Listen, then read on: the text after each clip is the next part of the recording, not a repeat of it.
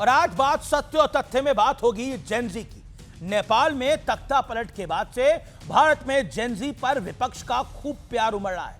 मानो पूरी विपक्ष को उम्मीद की नई किरण दिख गई हो। मंचों से, सोशल मीडिया हैंडल से सीधे जेनजी को ललकारने की कोशिशें होने लगी हैं, उनको भड़काने का प्रयास हो रहा है। फिर बिहार के चुनाव और विपक्ष की खोलती उम्मीदों पर बर्फ सा ठंडा पानी पड़ गया। लेकिन भारत के जेनजी ने विपक्ष की बात क्यों नहीं मानी? खुद प्रधानमंत्री मोदी ने आज इसकी वजह बताई और उसकी वजह सुनकर आप भी हैरान हो जाएंगे।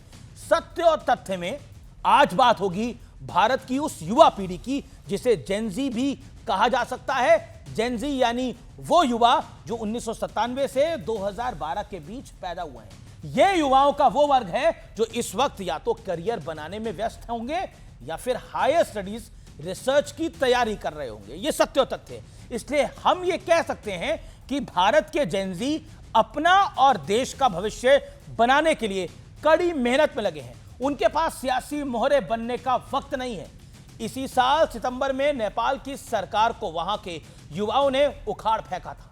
हालांकि कुछ थ्योरीज अमेरिकन इंटरफेरेंस का भी शक जताती हैं। बेसिकली दावा किया जाता है कि अमेरिका ने नेपाल के कुछ युवा नेताओं को वहां की सरकार गिराने का काम पर लगाया था। उधर नेपाल सरकार गिरी, इधर भारत में भी कहा जाने लगा कि जो नेपाल में हुआ वो भारत में भी हो सकता है। उद्धव ठाकरे की सेना के संजय, हालांकि आजकल कई संजय खबरों में हैं, लेकिन ये संजय राउत है। तो इन संजय ने कहा, अब समाजवादी पार्टी के आईपी सिंह ने कहा, इनसे पहले उदित राज ने कहा, फिर राहुल गांधी और प्रियंका गांधी भी कह दिए। इसी बीच लद्दाख में बवाल हुआ, खूब प्रचार किया गया कि यही भारत का जेनजी है और अब यह सड़क पर उतर चुका है। इसलिए इसमें भी घोटाला हो गया है, क्योंकि आरोप लगे कि जिन लोगों ने वहां हंगामा किया था वो कांग्रेस के ही कार्यकर्ता थे, कांग्रेस के ही वर्कर्स थे।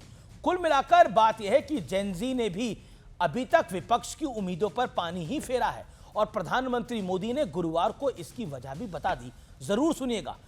हर क्षेत्र में भारत के युवा, हमारे जेनजी नए समाधान दे रहे हैं और आज मैं दुनिया के जेनजी को भी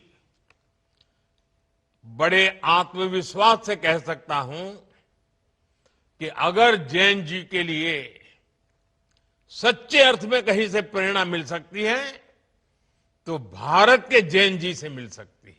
बात साफ है, भारत का यूथ नैरेटिव्स में नहीं फंसता, बल्कि दुनिया को अपने इन्वेंशंस और स्टार्टअप से इनलाइटन और एजुकेट कर रहा है। इस समय उसके पास फर्जीवाड़े में फंसने का वक्त ही नहीं है जी, क्योंकि वो अपना करियर बनाने में बिजी है और उसको पता है कि इस सरकार में उसकी सुनवाई हो रही है, क्योंकि स्टार्टअप भी मोदी लेके आए हैं, मेक इन इंडिया भी मोदी लेकर आए हैं। इसलिए उसे पता है कि आखिरकार ये शासन जो है वो उसके लिए सही है। इसलिए शायद जेनजी से जो उम्मीदें विपक्ष को हैं उस पर लगातार पानी पड़ रहा है, वो भी ठंडा ठंडा, कूल कूल।